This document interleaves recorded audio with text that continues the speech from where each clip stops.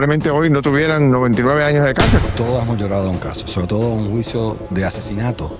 Yo he llorado. Es literalmente una violación a los cánones de ética. Eso está fuerte. Eso es lo más exonerante que hay. Si el tribunal apelativo entiende que es admisible esa expresión, eso sí puede empezar. Splash de sangre en la pared, a menos que tú puedas decir ese salpicado en la pared demuestra cómo fue esa última estocada. ¿Cuáles serían los posibles argumentos de apelación que tú has estudiado, que has visto en este caso de Elvia Cabrera, que tú entiendes que pudieran dar argumentos válidos para por lo apelación? básico.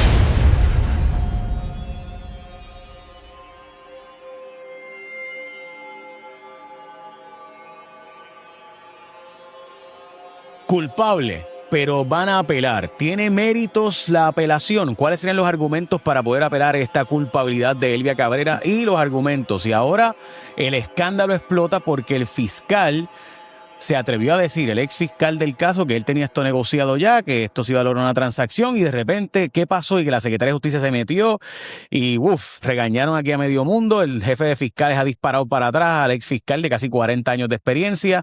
Hasta regañaron al jefe de la policía diciendo que no fue gracias al trabajo de la policía, sino fue a pesar del trabajo de la policía que se logró, porque fueron los testigos los que lograron realmente que este caso se esclareciera. Max Pérez Buret, ex fiscal federal, también vimos llorar a la fiscal del caso. Esto es interesante porque no es normal. ¿Tú has llorado en un caso? Todos hemos llorado en un caso, sobre todo un juicio de asesinato. Yo he llorado. Y tú lloras cuando la viuda, en mi caso, te abraza. Y cuando yo estoy viendo el veredicto ayer, que yo veo como Sila Rubio, que me quito el sombrero, se deja caer su pelo, yo ahí estaría chavado, yo no tendría mucho pelo para taparme la cara, pero... si tú cuando lo veas en la mesa, se deja caer y tú ves que está llorando momentos y segundos después que se vierte el veredicto, eso te demuestra y ejemplifica la presión, la ansiedad que uno lleva en un caso de asesinato, y el uno girarse a esa madre o a esa viuda o a ese viudo y decirles no pude, no lo logramos, lo siento, eso no es una posibilidad. Y la presión que uno tiene es así. Y si la Rubio, sin restarle el mérito a las otras dos fiscales, pero ella está aquí desde el principio. Esa muchacha, esa señora se ha cargado el caso. Tú has visto las vicisitudes, la cobertura mediática, añade otro nivel de ansiedad y depresión. Y esas lágrimas son de que se remó, estuvo difícil, tenía 3 buenos abogados al otro lado. Era un caso difícil, lo dimos aquí desde el primer día, circunstancial, que se estaba montando de bloque a bloque. De hecho, vamos a hacer algo, vamos a verlo. Vamos a ver el momento en el que ella tiene la oportunidad de ver y de saber el veredicto. Yo creo que es importante. Vamos a verlo. Silencio en sala. Hacen salida las damas y caballeros del jurado. Silencio en sala. Mira, ella se gira y mira cómo se está limpiando. Sí, se ve. Ahí vamos a ponerlo de nuevo. Hay muchas personas que entienden que los fiscales no pueden tener emociones y no pueden llorar. No estamos entrenados para no mostrar emociones, obviamente. Nada de esto es personal. Tú no estás haciendo su trabajo. Mira cómo la están consolando la tercera fiscal. Sí, o sea, evidentemente para ella el nivel de presión era absurdo. Ahí está. Además que todo el mundo es jurisconsulto cuando pasan estas cosas, que todo el mundo sabía lo que debía haber hecho. Claro, Monday Night Quarterback. Y la realidad del caso es que tú quieres fiscales que no cojan las cosas personales, pero las cojan a pecho, que les importe el resultado y que estén comprometidos con la justicia. No estoy diciendo si está bien o está mal lo que ocurrió el día de ayer, pero tú quieres un fiscal que descargue su responsabilidad y lo coja así de seriamente. Mientras tengamos fiscales así como Sila Rubio, ojalá hubiesen muchos más como ella en el Departamento de Justicia. Eso es lo que te puedo decir. Me lleva a hablarte de lo que pasó posteriormente, donde el ex fiscal del caso tuvo unas expresiones que han sido bien controversiales. Planteando pues de que había unas negociaciones, que la Secretaría de Justicia, y esto lo dijo en el programa Jugando Pelota Dura anoche, y se ha formado toda una controversia. También planteó que se logró la convicción básicamente no gracias a la policía, sino gracias a los testigos que narraron, pero que realmente no fue fue a pesar de, básicamente es lo que dice. Tus expresiones sobre eso, y quiero hablar contigo sobre las apelación posible y cuáles serían los argumentos de apelación, que yo creo que hay varios argumentos válidos para apelar y pudiéramos ver un nuevo juicio aquí. Pero de eso hablamos ya mismo. Tus impresiones de lo que dijo el fiscal. Mira, Jay, probablemente yo sea de las personas que con más cautela y con mayor empatía puedo ver lo que pasó ayer. Yo me separé de ser fiscal. Yo dejé de ser fiscal en junio del año pasado. Yo llevo apenas un año fuera y me inicié contigo en los programas en agosto y los fiscales no estamos entrenados para hablarle a la prensa y hablar con los micrófonos.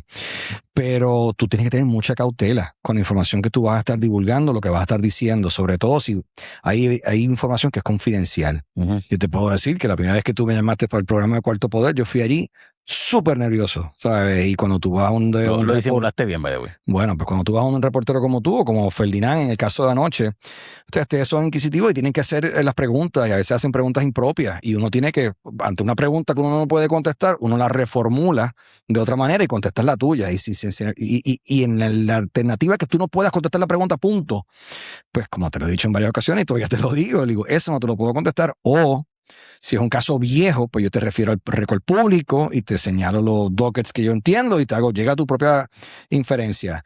Yo vi Furco, los comentarios del compañero Orlando, que lo he visto, que creo que no lo conozco, creo que es excelente fiscal, lo he visto haciendo directo y le quedó maravilloso, tiene toda la experiencia del mundo, se la aprecia por su trabajo, pero cuando uno deja de ser fiscal y le ponen un micrófono, la tentación existe. Te la puedo decir porque yo la vivo todos los días cuando tú me haces preguntas que tú entiendes que deberías contestar, pero no puedes contestarla por las decisiones éticas. ¿Y qué pasa? El que él critique a la policía ayer y el día que no fue por gracias de la policía y que sinceramente tiene mucho que aprender, pues eso es su libertad de expresión. Que si yo lo hubiese hecho, pues probablemente lo hubiese hecho de otra manera.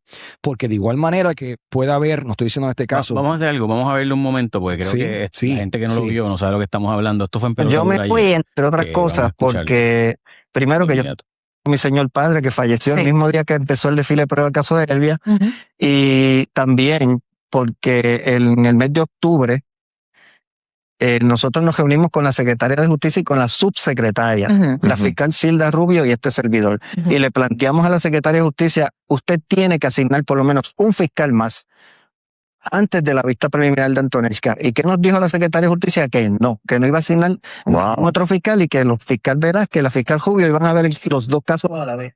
Yo salí de esa oficina con el convencimiento de que yo me iba, porque ya yo me podía retirar, yo me quedé porque estaba en el caso. Pero usted salió frustrado porque no aceptaron la recomendación que usted hizo, que era un caso tan importante. Más por lo que yo veía lo que venía y por la razón de mi papá y porque yo veía que nos iban a obligar a ver un caso a 2 fiscales solo cuando tú tenías 3 abogados de defensa con Elvia, 3 abogados de defensa con Antonelska, 4 jueces dando órdenes a la vez y nosotros trabajábamos sábado, domingo, no había hora y no había ninguna consideración ni sensibilidad de los decoros. Licenciado. Ahora, claro está, una vez yo renuncio, asignaron 3 fiscales en sustitución de este servidor. Y ahí entonces que entran los fiscales que finalmente vieron el caso, que verdad quiero aprovechar y felicitarlos a los dos, a Miriam Nieves y a Silda Rubio, que hicieron un trabajo magistral. Hay que felicitarlos, sin duda alguna, nos unimos a la felicitación. Pero definitivamente, pues, la decisión de la Secretaría de Justicia precipitó la salida mía. ¿Cómo está? Yo llevo 37, 38 años ya en esto, y yo percibo por primera vez en los 38 años que llevo una falta de sensibilidad de la Secretaría de Justicia con sus fiscales. Me explico. A nosotros no quisieron asignarnos fiscal. Si yo no renuncio, no hubieran asignado fiscales adicionales. Bueno, yo no podría señalar otra cosa que no sea que todos los que yo le estaba mencionando fueron nombrados, renominados o ascendidos por Alejandro García Padilla. Manuel Santiago fue... ¿La política está metida aquí? Bueno, es que tengo que concluir eso porque ninguno de ellos fue nombrado por... Le faltaba. Mire, en el caso de Manuel, Manuel fue el que logró la convicción de Mayra Nevares, que fue la que le causó la muerte al hermano del Arcángel en estado de embriaguez en el Teodoro Moscoso. Sí. Manuel Santiago hoy está fuera del departamento y yo fui el lunes a una sala del tribunal que no voy a mencionar y vi 4 fiscales, 3 nuevecitos y la única que se estaba parando a postular era la fiscal que más experiencia tenía y los otros 3 estaban sentados como meros espectadores. El problema es que esto está... Así no se puede ganar la lucha contra el crimen. No, esto está en aumento. Bueno. Ahí está, eso fue todo lo que dijo. La verdad es que sí. No, hay una parte que habla sobre el acuerdo, que lo da para atrás. Sí, sí. Mira, lo que él comenta, vamos por partes, wow. Yo no había visto esa parte que él hace una crítica sobre los fiscales. Y si tú y yo hablamos... ¿Quieres ver la otra parte? Es que la otra parte es cuando él critica a la policía y la otra es que él tiene un acuerdo. La parte de que él tiene un acuerdo y que le dan para atrás, eso yo creo que es lo que más viola los cánones de ética. Ok, vamos a verlo. Instrucción de cooperador, como que Elvia cooperó para un evento que le causó la muerte a Gabriela. Y esa instrucción de un delito menor nunca se dio. Ese acuerdo, ese ofrecimiento que usted le hizo a Mayra López Mulero para llegar a un preacuerdo de este caso, ¿qué incluía? Yo no debería decirle los pormenores del acuerdo, pero sí era una recalificación sustancial en términos de una pena mixta de cárcel y probatoria. ¿Y por qué si tenía la prueba usted ofreció eso? Lo que pasa es que una cosa es la decisión del jurado, que son los pares, que son los ciudadanos, y otra cosa es el análisis que tú haces del expediente fríamente. O sea, que si los abogados de defensa y Elvia hubiese aceptado ese acuerdo, probablemente hoy no tuvieran 99 años de cárcel, como quieren. Bueno, lo que pasa ahora es que la última palabra la daba la Secretaría de Justicia, y después que hubo la posibilidad de un acuerdo, pues yo recibí la llamada de la subsecretaria y me dijo que no. Diciéndole que no, que el acuerdo no era, no Sí, iba. que no se iba a aceptar el acuerdo. Por eso usted ofrece el acuerdo. Yo me reuní con Mayra e incluso... Ok. Hay mucho que analizar ahí. Yo no había visto la primera parte de la crítica en cuanto a los nombramientos, los fiscales que estaban asignados. En cuanto a eso, que eso es distinto, eso tú y yo ya lo habíamos hablado. Hay un privilegio ejecutivo que es deliberativo, donde tú estás considerando cosas, no se puede divulgar, o sea, que es doble prohibición para que él esté divulgando eso, y que lo acentúa esas expresiones. Y yo creo que esto no va a terminar aquí. Que tú hagas expresiones sobre un caso que está corriendo, en el cual tú fuiste el fiscal, y divulgas información que es confidencial, de que si hubo un plea, que si no hubo un plea, que si le iban a coger, no le iban a coger, de cuánto era ese plea, que se te denegó por la secretaria de Justicia, que estaba la subsecretaria de Justicia, independientemente de yo esté de acuerdo o no. Eso tú no puedes divulgar eso. Y de eso obviamente se nota la animosidad que él tiene, y que se fue molesto. Y ocurre que cuando uno se separa, pues hay ciertas cosas del departamento que uno quiere mejorar. Yo quisiese poder mejorar muchas cosas del Departamento de Justicia Federal, pero yo no estoy en la libertad de sentarme aquí y darte una entrevista de cuáles son los puntos que tienen que mejorar. Y hay un estándar que hay que seguir, y me sorprendió porque él mismo dice, no debería decírtelo, pero aquí te lo voy a decir. O sea, que él sabe, ¿entiendes? No debería decírtelo, pero parece que se le chispoteó full, porque a lo mejor quería decir un pedacito y se le fue pedazote. Te dijo que era para cumplir, mezclado con probatoria. O sea, sí, un atenuado, obviamente, estaba diciendo. Wow, tú sabes, es algo que choca. ¿Y qué pasa, chico? Tú tienes un proceso de selección de jurado que está ocurriendo ahora, y tú fuiste el fiscal de ese caso. ¿Tú crees que ese jurado, el prospectivo jurado, no va a ver lo que se mencionó ayer, que si había un acuerdo que se le iban a coger de cuánto era? O sea, tú tienes que tener mucha cautela de interferir con un procedimiento que está corriendo ahora mismo. Es altamente preocupante. Yo lo siento por el señor, pero wow, yo lo vi ayer y dije, wow, papo. Está bien hardcore. Dime, los canales 1.6 y 1.9 que nos regulan a todo el mundo, abogado que sale del gobierno no puede divulgar información que se adquirió por su trabajo y la posición que obtuvo. A menos que el dueño, porque el dueño de esa información es el Departamento de Justicia, no es él. A menos que el Departamento de Justicia te dé un waiver, una renuncia, y te autorice a ti poder divulgarlo. No, yo presumo que el fiscal, el ex fiscal ahora, está molesto. Sí, y quería llevar un mensaje de que la Secretaría de Justicia no ha sido una Secretaría de Justicia que ayuda a los fiscales, sino por el contrario, que está más bien pues no pendiente a apoyar a los fiscales. Y es que él pudo haber llevado ese mensaje de otra manera. O sea, él tuvo que decir, mira, yo entiendo que aquí no hubo los recursos, esto es un caso que requería mucho, no tuvimos el apoyo de allá de justicia. Como bueno, lo que está planteando es que él iba a llegar a un acuerdo con Elvia de culpabilidad, de básicamente un asesinato atenuado, porque es lo que tiene la posibilidad de ser probatoria y asesinato a la vez, y cárcel, y que él se lo planteó porque y le pregunta a Ferdinand, pero ¿y por qué? ¿Por qué tú ibas a llegar a ese acuerdo? Y él dice, bueno, porque éramos nosotros dos y no nos querían dar ayuda, no nos querían dar... entonces, pues plantea como que por eso fue que yo estuve dispuesto a acceder a un caso menos... a un asesinato en primer grado. ¿Tú crees que es la primera vez que ese señor en 37 años pide ayuda y no se la dio una secretaria de Justicia? ¿Tú crees que es la primera vez? Estoy 100% seguro que no es la primera vez. Dicho eso, a lo mejor la forma en la que ha actuado este Departamento de Justicia... Puede ser que haya estado más... prepotente, menos... Eso sí de lo... Ok. ¿Cuáles serían los posibles argumentos de apelación que tú has estudiado, que has visto en este caso de de Elvia Cabrera que tú entiendes que pudieran dar argumentos válidos Vamos para por una lo apelación? básico. Uno tiene que representar un recurso de apelación y tiene derecho a una apelación ante el Tribunal Apelativo 30 días después de dictada la sentencia. La sentencia, si no me equivoco, está señalada para el 10 de septiembre. Si es que se efectúa ese día y se entra en el récord, tienes 30 días luego del 10 de septiembre para presentarla. Y el Tribunal Apelativo tiene que ventilarla. A diferencia de cuando tú vas al Supremo, que tú no tienes un derecho a tener 2 apelaciones. Tú tienes derecho a una apelación frente al Tribunal Apelativo.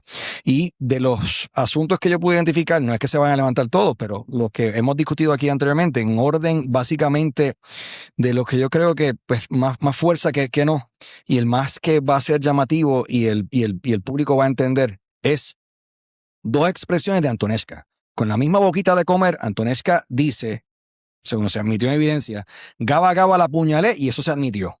Y se admitió como conspiradores. Yo entiendo que no entraba por conspirador, eso puede ser en contra de interés criminal. Y eso, pues, para los técnicos, cuando nadie va, hay una confiabilidad, porque nadie va a hacer una expresión para admitir un asesinato a menos que no sea verdad. Y por eso hay una excepción. Y es que sea tan en contra de interés, y aquí lo hemos leído, es tan en contra de interés que se admite. Y el juez admitió que Gaba Gaba la apuñalé. Con la misma boquita de comer, lo dice y lo pone por escrito. Antonesca, mi mamá y mi hermana no tienen nada que ver. Y ahora esa no entró. ¿Okay? ¿Cómo puede ser que la misma declarante entre una cosa para perjudicar a Elvia y no entre la otra? Y yo entiendo que eso es un punto en la apelación que se va a llevar a cabo. La justificación es que mi mamá y mi hermana no tuvieron nada que ver. De cierta manera, si lo ves de esa manera, isolated, individualmente de por sí, pues no encontré interés. Porque es que, mira, ellos no tuvieron nada que ver, fue otra persona. No necesariamente quiere decir que fui yo. Y en ese análisis, pues se puede entender que esa no entraría. Pero eso es el primer punto que yo traería. Si entienden que fue un error, el no entrar, el de mi mamá y mi hermana, eso está fuerte. Si el Tribunal Apelativo entiende que eso era una prueba de referencia admisible, le estás restando la herramienta principal de defensa a la defensa. O sea, eso es lo más exonerante que hay. Si el Tribunal Apelativo entiende que es admisible esa expresión, eso sí puede regresar. Yo entiendo, yo digo que no va a regresar porque el Tribunal Apelativo va a entender que no era en contra de interés y que no había una excepción para entrarla en evidencia.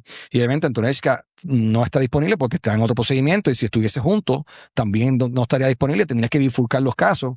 La única manera que eso entraría es si Antonesca se sienta en el caso de la mamá y bajo juramento renuncia a su quinta enmienda y dice, mi mamá no tuvo nada que ver, y lo dice de su boquita de comer. Ahí es la única manera que eso podría entrar. Por eso es que yo te digo a cada rato, que digo, el fiscal lo que tienes que producir, porque eso, a lo mejor yo te lo produzco, que eso es exonerado, pero no es admisible. El deber del fiscal es suministrar y producir evidencia exculpatoria, y después tú puedes radicar una moción de que no es admisible. Así que, pero si el Tribunal Apelativo dice que sí, era admisible, yo creo que eso es suficiente para regresar, porque es la defensa más importante que tenía y se la quitaste. Regresar te refiere a que abrió un juicio nuevo. Sí. O sea, que tú crees que si el Tribunal Apelativo entiende que eso fue un error, totalmente, abrió un juicio nuevo. Sí, porque estás quitando le quitaste la punta de lanza a la defensa. ¿Cuánto más que la que supuestamente llevó a cabo el acto dice que yo no tuve que ver? Chacho, si entiende que es admisible, eso regresa. Pero no creo que, yo creo que en un análisis literal de la regla no entra. Tenemos la último testigo, que yo nunca le digo por nombre porque no se mencionó allí, JNRS, la última, que es la prima de Gabriela Nicole, que era muy, muy amiga de ella, que fue el testimonio que todo el mundo dijimos que era desgarrador. Lo que ocurre con esa chamaca es que esa chamaca se le levantó una declaración jurada. ¿Okay? Y aquí lo habíamos hablado ya anteriormente. El Ministerio Público solamente tiene que dar declaraciones juradas de los testigos que se hayan sentado en la vista de regla 6, que es la vista para acusar, para arrestar, y la regla 23, que es la vista para acusar. Esos testigos que se sentaron, esas declaraciones juradas, tienes que haberse dado a la defensa. Si no están ahí, no tienes que darlo a menos que no sea bajo la regla 95, que es la que te dice todo lo que se tiene que suministrar, que eso incluye declaraciones previas contra interés, o declaraciones juradas de la acusada de Elvia. ¿Y qué pasa? Se levantó una declaración jurada, no se sentó en las otras dos vistas preliminares o vista regla 6, pero incluye una declaración de Elvia. Tú no viste nada. Entonces ahí es hilar finito en contra de leer restrictivamente la regla 95 y decir que como tú no viste nada, no es en contra de interés. porque tú no viste nada, no necesariamente es en contra de interés y no es una aseveración. Para que sea de referencia, no quiero ponerme tan técnico, tiene que ser una aseveración de el carro iba rápido, ¿sabes? Pero si yo te digo qué día es mañana, qué hora es, te ordeno que salgas por la puerta, una orden, una pregunta, no es una aseveración y por ende no es prueba de referencia, por lo cual entra en evidencia, ¿ok? Y por lo cual no es no es un testimonio de Elvia Cabrera y no hay que producirlo en Discovery, y eso nunca se ve en Discovery, y esa declaración jurada de esa chamaca no se ve en Discovery. ¿Qué pasa? El Ministerio Público sabe que esa es la testigo más fuerte porque la escogió. Ellos cerraron el caso con esa chamaca. Esa es el ancla. O sea, es tan importante. Si tú puedes jugar de no darlo en Discovery, ese no lo voy a dar con la primera testigo, que es algo colateral, pues está bien. Pero tú adrede estás aceptando que tu último testigo fáctico va a ser esta chamaca. Y tanto fue así que todos quedamos como medidos. Yo dije aquí que a mí se me van los ojos escuchándola. Y con eso fue que sellaron el caso porque la ponen desde otra perspectiva, recogiendo la cartera, buscando algo filoso o finito, creo que fue algo finito, y tú no viste nada. O sea, desgarrador. Yo lo hubiese dado. Porque como tú eres fiscal, está la ley y tu labor como fiscal va por encima. Y para ser justo, yo vi esa declaración jurada, se hubiese dado a la defensa. Pero no estabas obligado. Mano, te pones técnicamente una lectura literal de la regla 95, de la regla de evidencia, no estás obligado. Pero eso es algo que estoy seguro que al Tribunal Apelativo no le va a gustar. Vamos a ver. No es que te estoy diciendo que van a revertir, pero me encantaría leer en un futuro qué piensa el Tribunal Apelativo, sobre todo si son juristas que tienen background de criminal, pues no todo el mundo allí no todos los jueces apelativos. Bueno, el apelativo y después el Supremo, porque esa es otra. Pues este caso pudiera llegar al Supremo. Yo estoy seguro que va a llegar al Supremo. No por estos temas que te estamos hablando ahora, sino por lo de la publicidad, por lo del jurado, que te lo voy a llegar ahora. Tercer asunto que yo creo que tiene mérito y se va a discutir es la dichosa foto de la cuchilla. Y eso lo hemos discutido aquí a cabalidad. Eso es básicamente unduly prejudicial, que es indebidamente perjudicial. Esto es un asesinato que ocurre con puñalada. ¿Okay? El arma no se recupera. Entonces de repente tú encuentras una cuchilla supuestamente en el área de la casa de la acusada, que tú sabes que no tiene nada que ver con este delito. Entonces, ¿para qué lo vas a presentarse a los jurados? La inferencia del jurado es clara. Estas tipas andan con cuchilla en la casa, pues definitivamente apuñalaron a aquella chamaca con otra cuchilla. Y eso es prohibido, eso no se puede hacer. Y Mayra López Mulero hizo un buen argumento de 403, no la admita porque es indebidamente perjudicial. Luego le dice que es irrelevante. Luego le dice, vamos por la 109, no la admita todavía, juez.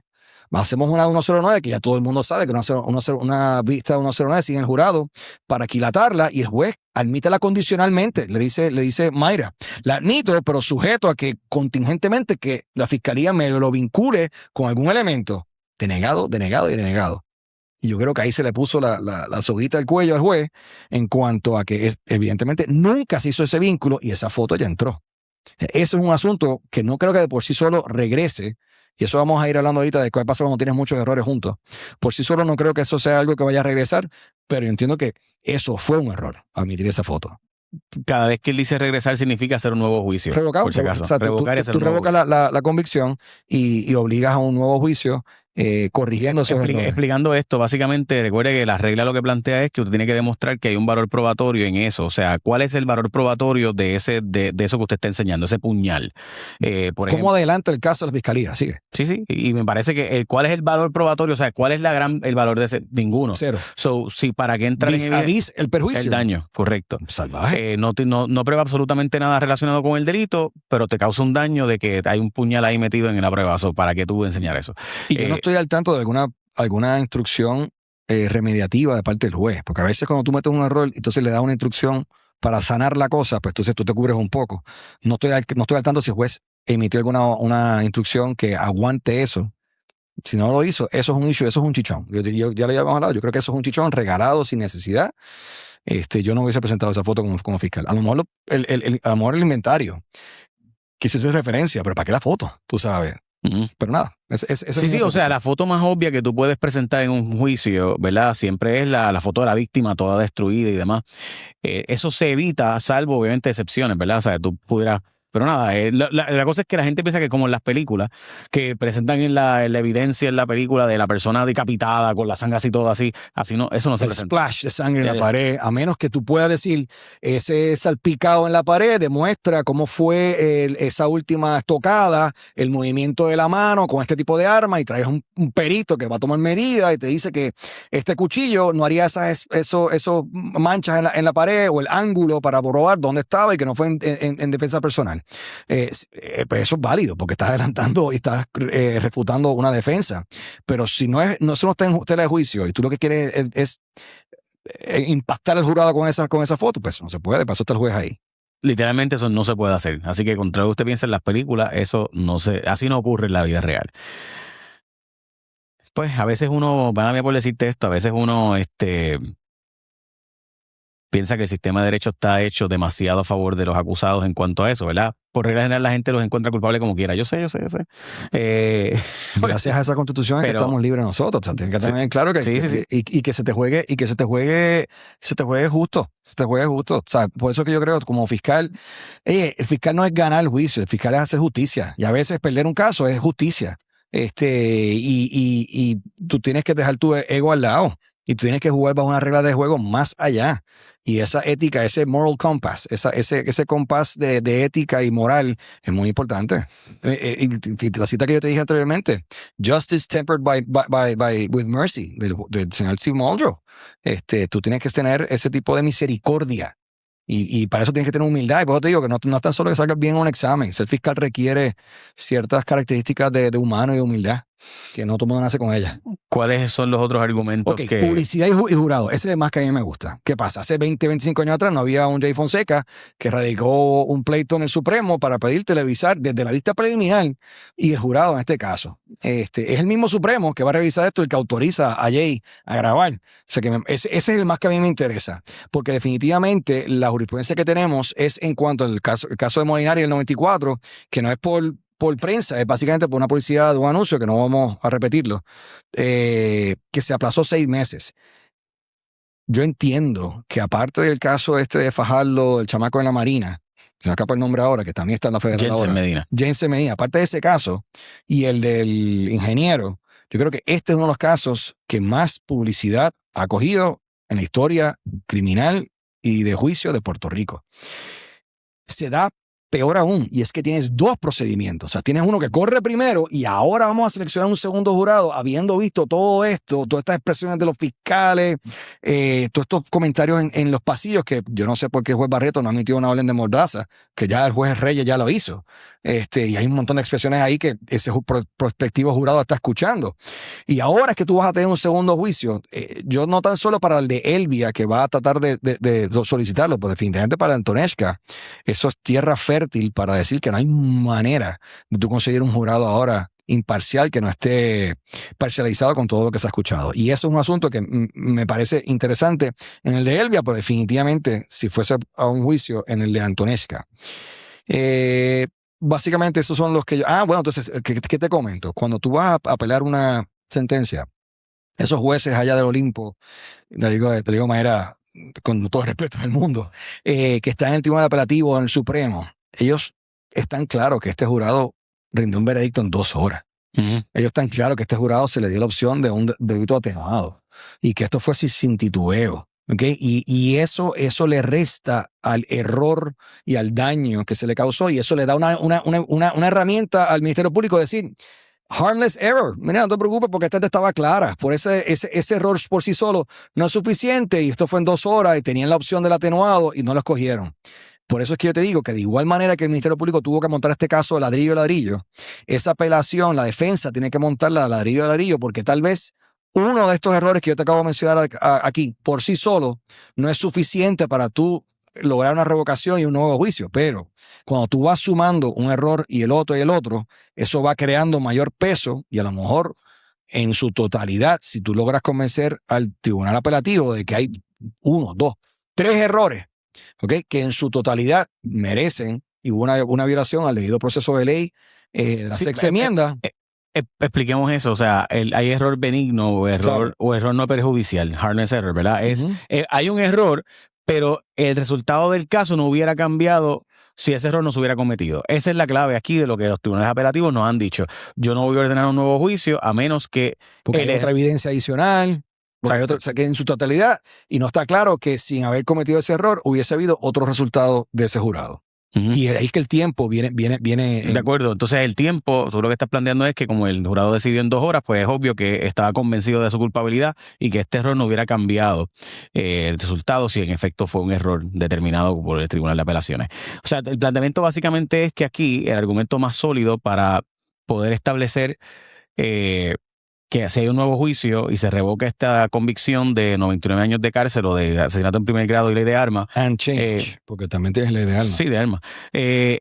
Si tú quieres, o sea, hay 2 cosas que pueden ocurrir desde tu perspectiva. Uno, que la totalidad de los errores y publicidad excesiva sí provoquen un nuevo juicio, es una. Y la otra, la no admisibilidad de una prueba que no se aceptó y que si en caso de que esa prueba hubiera sido aceptable, es decir, las expresiones de la hija, Antonieshka, diciendo que mami no tuvo que ver, pues esa no admisión de esa prueba, eso que no se permitió entrar como prueba, eso sí pudiera provocar el que si el Tribunal de Apelaciones entiende que debe haber entrado y no entró, aunque tú entiendes que eso en efecto no debería haber entrado, que el juez no cometió un error, pero si el Tribunal Apelativo lo entiende que sí, pues habría un nuevo juicio. Yo lo devuelvo. O sea, que no hay manera que tú me puedas decir a mí que ese jurado no hubiese llegado a otro veredicto si vicariamente Antonieshka se sentaba a través de un papel a decir mi mamá no tuvo nada que ver, que es la persona principal. Porque vete, esta es la coautora. O sea, que la persona principal exonere a la que está aquí. Y el jurado, y eso es admisible, yo entiendo que no es admisible, y eso es admisible. ¿Cómo tú vas a asegurarme a mí que no va a tener un resultado distinto? Pudiese, porque no es que con toda certeza, sí, es que pudiese haber tenido... Sí, el estándar de pudiese es la clave, porque yo creo que no hubiera resultado ser diferente, porque la gente lo hubiera dicho como que, claro, la hija te teniendo la toalla a la mamá. Pero eso es obviamente una interpretación mía, no necesariamente la interpretación que hubiera dado el jurado. Eso es lo que tú como jurado hubieses dicho, pero tú tienes que pensar en un jurado general, en el hipotético, no lo que tú pensarías. O sea, ese está fuerte. Esa es la defensa más importante, la que cometió el acto leccionera a la que está sentada allí. Y el jurado no pudo escucharlo. Y esa era la defensa. Y esa es la línea de defensa de Mayra y de su Alberto y Maisonet. O sea que si el Tribunal Apelativo me corrige a mí, vamos a decirlo, que eso es admisible bajo alguna de las otras excepciones. Y esa era la defensa principal. De eso si es así, pues hay que devolverlo. O sea, de nuevo, si el Tribunal de Apelaciones entiende que hizo bien el juez en no admitir esa prueba, se acabó el juego de pelota. Pero si el Tribunal de Apelaciones o Supremo entiende que esa prueba sí debe haberse permitido entrar, pues habría un nuevo juicio, desde tu perspectiva.